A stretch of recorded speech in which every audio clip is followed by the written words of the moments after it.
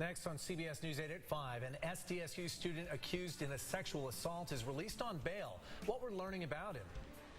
Preparing for the worst. In this case, a drill where a shooter has a gun on the coaster. I'm Steve Price. We'll show you how it went coming up on CBS News 8. And the county details its war on marijuana growth operations and the dangers they pose to children. CBS News 8 at 5 starts right now. You're watching San Diego's breaking news leader. This is CBS News 8 at 5. Good evening and thanks for joining us tonight. I'm Barbara Lee Edwards. And I'm Carlo Cicchetto. A day after being arrested on suspicion of sexual assault near campus, an SDSU student is out on bail tonight. CBS News 8 cameras were there when 20-year-old Francisco Paiva Sousa was released from jail. He was taken into custody yesterday in connection with the alleged assault Sunday. CBS News 8's Angie Lee is live at SDSU with what we're learning about Sousa. Angie? Good evening, Carlo and Barbara Lee. Sousa was arrested right here on campus on Tuesday. He is accused of allegedly forcing a female student to perform oral sex inside a bathroom on an off-campus party. Now, his bail was set at $100,000, and this afternoon, dressed in a green polo shirt and a pair of jeans, he walked right out of jail. You have anything to say? We're just trying to get your side of the story. Fresh out from a night in jail, 20-year-old Francisco Paiva Sousa did not utter one word when our CBS News 8's cameras caught up with him as he made bail Wednesday.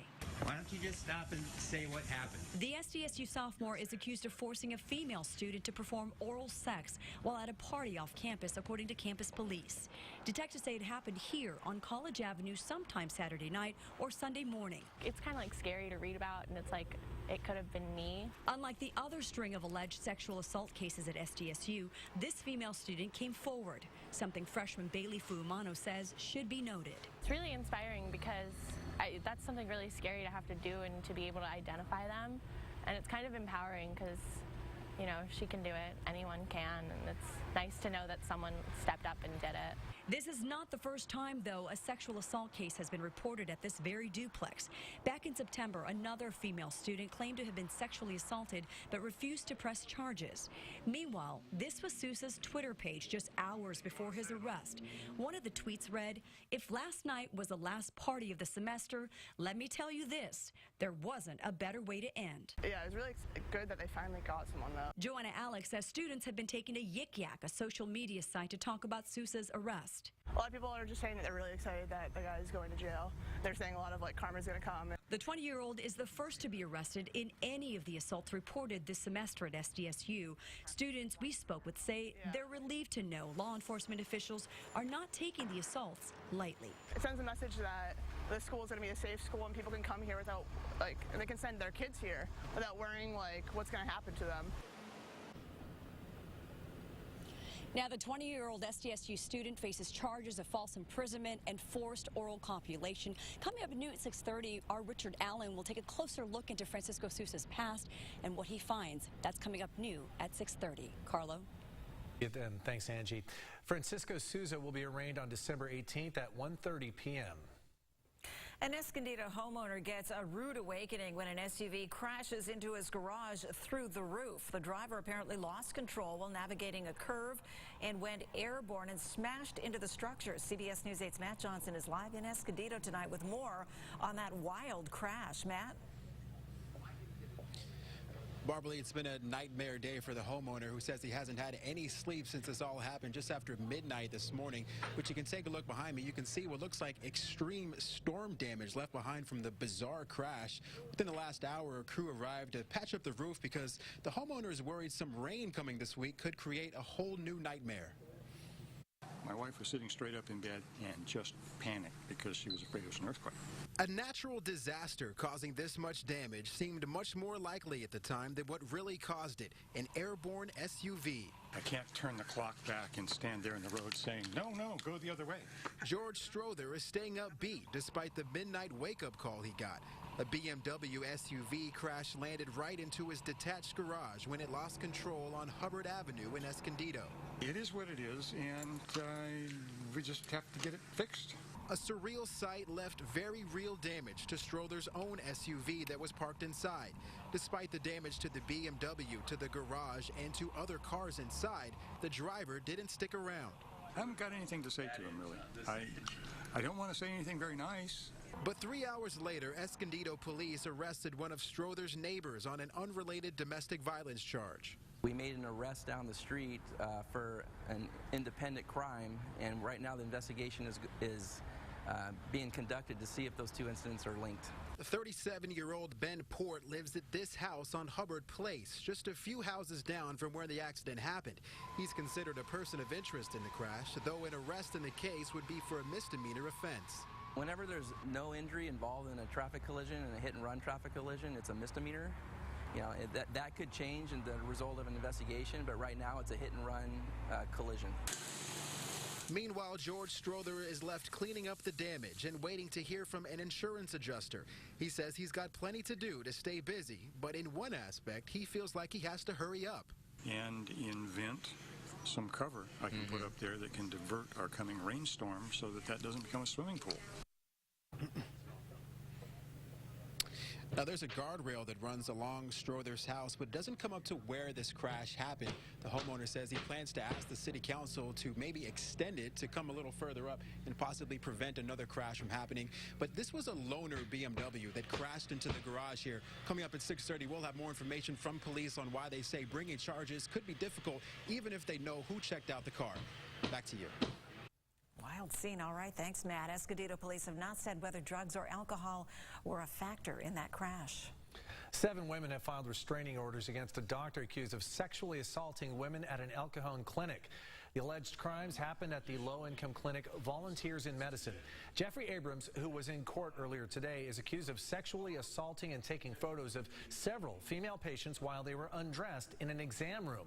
Abrams will be back in court in March. A man with a gun takes over a coaster car on the tracks near Oceanside Harbor. It was part of an emergency drill conducted by the North County Transit District. Sheriff's deputies, firefighters, and other first responders came together to train for such a scenario. CBS News 8's Steve Price gives us a closer look. It's a situation you hope never happens, but you have to be prepared for just in case. The scenario in this drill, an active shooter on the coaster. You're all gonna die. He paced back and forth down the aisle, his role Don't do it, man. to randomly shoot people on the train, Bang, bang, bang. It was scary.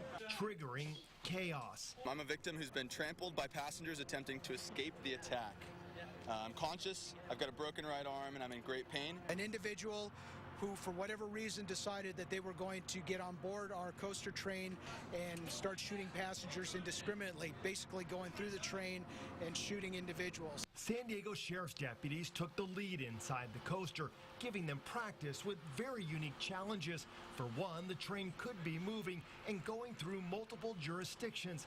And then there's the cramped quarters. You've got a tube that has very constrained spots, very constrained space, and it's 2 levels with a lot of areas for concealment, so it does pose a significant challenge for those first responders. What have I done?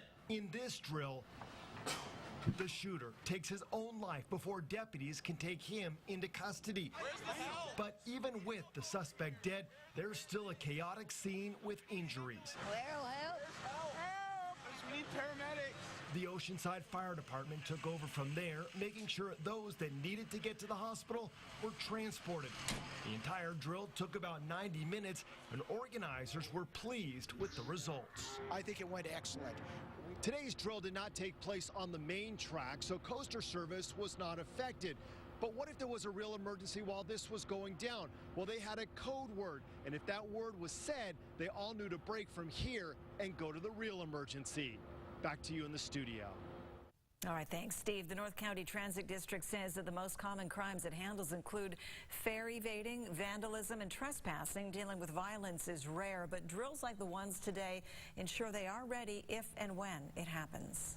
A big change today for the San Diego City Council. Sherry Leitner, who represents La Jolla, is the new council president. She won on a vote of 7-2 after outgoing president Todd Gloria failed to gain a majority of support. Gloria says he's disappointed, adding that the decision was based on politics, not performance. Mayor Faulkner congratulated Leitner and thanked Gloria for his leadership of the past 2 years. San Diego Unified School District will start phasing out year-round schools and switch to traditional schedules. The District Board of Education voted unanimously to begin the first phase of a 4-year plan that will change the schedules of its 54 year-round schools. During the 2015-2016 school year, 15 schools will transition over and the remaining schools will transition in each of the following 3 years. It will cost the district $12.2 million. The NOAA research ship Ocean Star returns to San Diego with some encouraging news about marine mammal populations.